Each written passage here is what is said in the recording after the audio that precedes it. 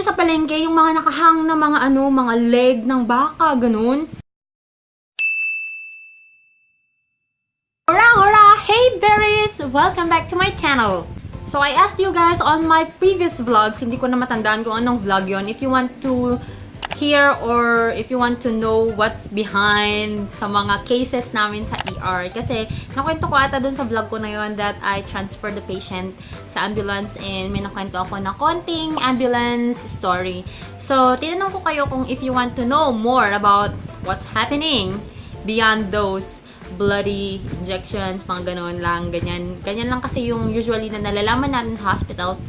So, you said you want to hear more about those things. So, this is it. This is the first installment of the story time natin regarding sa mga behind the scenes sa hospitals. So, if you want to hear the story of this super kakaibang pasyente namin na tinawag namin si I Love You Babe, please keep on watching. The story or this incident happened on a Sunday night, I guess. Kasi ganun duty yung doctor namin na duty nun eh. Hindi ko na alam yung exact date. Hindi ko rin alam or hindi ko na din maalala yung pangalan ng pasyente natin. So, itago na lang natin siya sa pangalang Babe. Sakto na that time, yung ibang nurses na nasa taas, sa second floor, bumaba sila to ask something sa doctor ata namin or ask something sa amin ng mga ER nurses. Hindi ko na matandaan, pero ganun.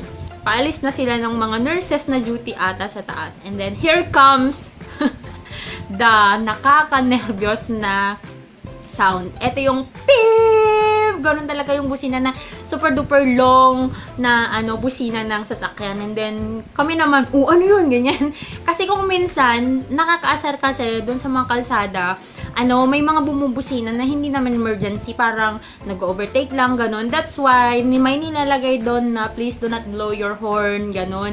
Kapag malapit kayo sa hospital kasi it's a sign of an emergency or danger kapag may nag-horn, ganun. So, sabi namin, ano yun? Tapos biglang, nandun na siya sa harap ng ER namin. And then, at that time, naalala ko, ako ata, ER nurse ata ako that time. Yeah, parang ER nurse ako that time. And then, so, ang ginawa ko, inopen ko yung dalawang door namin na ganyan. And then, sabi ko, ano po yun? Sabi ko ganun. Tapos, nagbukas yung van. Hindi yung front doors ng van, hindi yung sliding door ng van, but the back door, yung alam mo yung parang ginaganon sa likod talaga, yun yung nag-open na door. Sabi nung bumaba na lalaki sa may front door ng van, may na-aksidente, sabi niyang ganyan. Hindi ko na matandaan kung saan siya na-aksidente.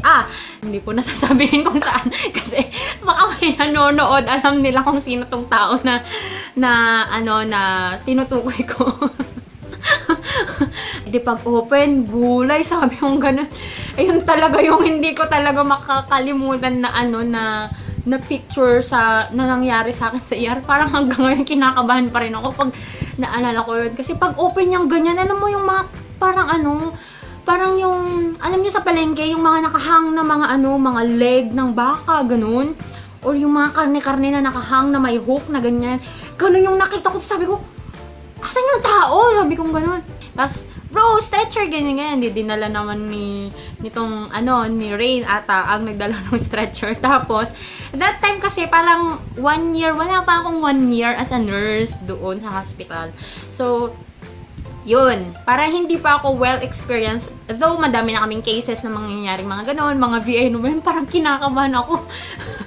Pero sa ganung case na very traumatic, kasi parang hindi kami, though we are capable kung duty yung ibang doctors namin na talagang surgeons, ganun. Kaya lang yung duty kasi that time was an IM. Bro, stretcher!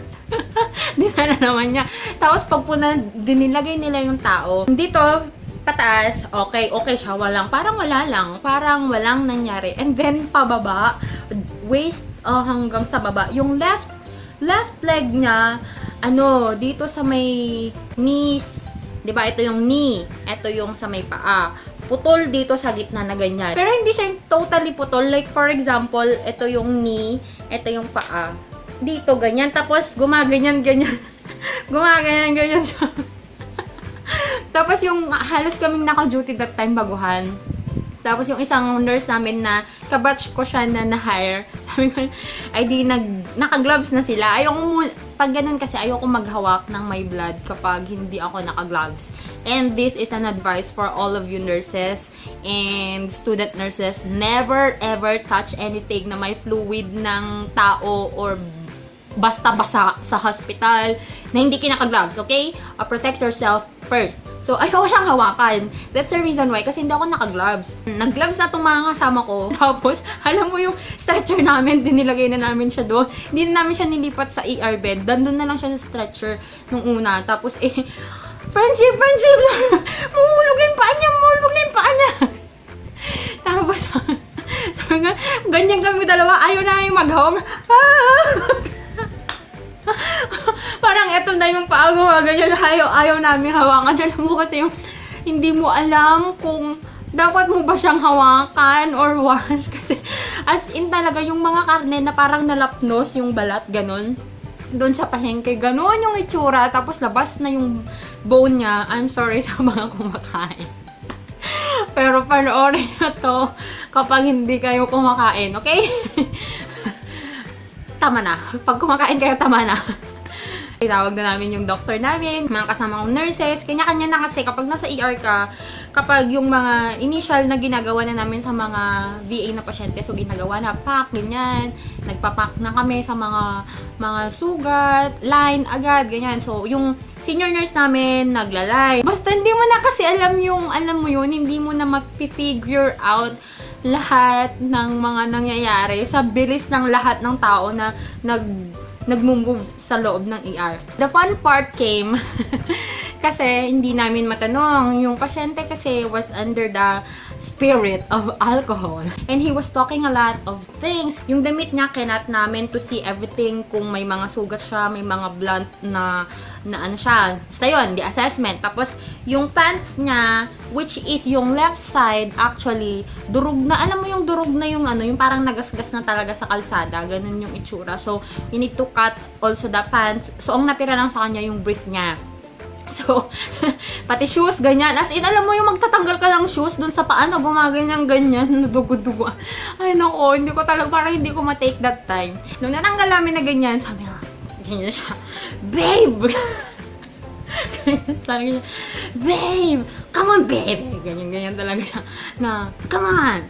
Let's play fire! Ganyan siya, tapos kapag ganyan naman kami, sir, ganyan, ano po pangalan niya, sir? Ganyan. Tapos di sinabi niya yung pangalan niya, pero ano talaga siya, lasing. Tapos sabi ko, kunin mo na lang yung ID niya. So, hinanap pa namin kung may license siya doon, doon sa packet niya. So, meron naman, fortunately, meron siya. So, meron na kaming mga details niya. Pero wala kasi siyang kamag-anak. Napulot lang kasi siya nung mga dumaan na mga lalaki. Kasi nga, nagsarili lang siya. So, wala kaming contact ng mga persons na kailangan siyang i-transfer sa ibang hospital kasi we can't manage that toxic patient na gano'n. Kasi nga, hindi rin duty yung ortho namin. Kailangan agad-agaran siyang maoperahan. Or else, he will lose a lot of blood. And yun, kahit nagpa-fast trip na kami ng mga fluids namin, hindi ganun-ganun lang na mapapalitan kasi big bone din yung nadali sa kanya. So, yun. Sir, ganyan. Sir, ano pong number ng wife nyo? Ganyan kami. Sabi nga, 0927. That's my number, babe. That's 1, 2, 3, 4, 5, 6, 7. Ganyan siya talaga. Sabi ko ganyan, Ma'am Glutz, ano ba to? Sinong tatawagan natin na Sinong tatawagan natin na kamag-anak niya. Hindi talaga namin ma-figure out kung sino yung mga tatawagan namin na mga kamag-anak. Hindi ko alam kung paano namin na-figure out. Parang nasabi lang din ata niya. Pero sobrang tagal pa nang ginawa namin na pangkukumbinsi sa kanya na sabihin niya ng maayos. And then, tumama naman yung number na sinabi niya. May sugat siya dito, parang ganyan kahaba. And then, yun sa paa niya. So, yung paa niya, ginawa namin, pinak lang namin, ganyan. Kasi hindi rin namin siya maoperahan agad doon sa hospital namin. Naglagay ng anesthesia. Aray ko! Sabi, aray ko, babe! You're hurting me, babe! Ganyan siya na. Tawa ko ng tawa dun sa mga pinagsasabi niya. Tapos, I love you siya na, I love you. I love you, babe! Let's play fire! Ganyan talaga siya yung ER bed namin. Sobrang tumutulo lahat talaga ng blood. Alam mo yung parang nasa slaughterhouse kami. Tapos lahat kami, nag-wear kami ng pang-OR na gown. Yung mga disposable OR gowns namin, lahat kami nakaganon. Tapos may mga cup pa kami kasi as in talaga na tumatansik, may sumisirit na blood, ganun. As in, super duper bloody ng pangyayari. Tapos kahit naka-close curtain kami doon, pag may mga dumadaan na mga pasyente, kasi yung curtain namin hindi siya hanggang sa floor, so parang may ganito na space. Ganyan.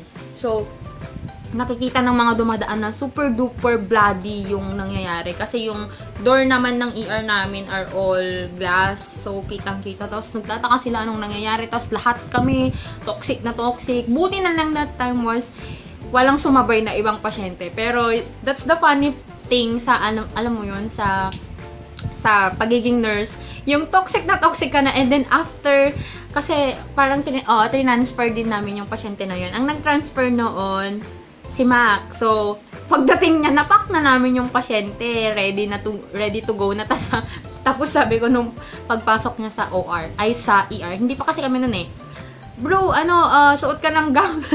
Pinag-gown namin siya, nag-gloves, ganyan, and everything. After that one, sobrang hirap naming naglinis, as in lahat, duguan, lahat.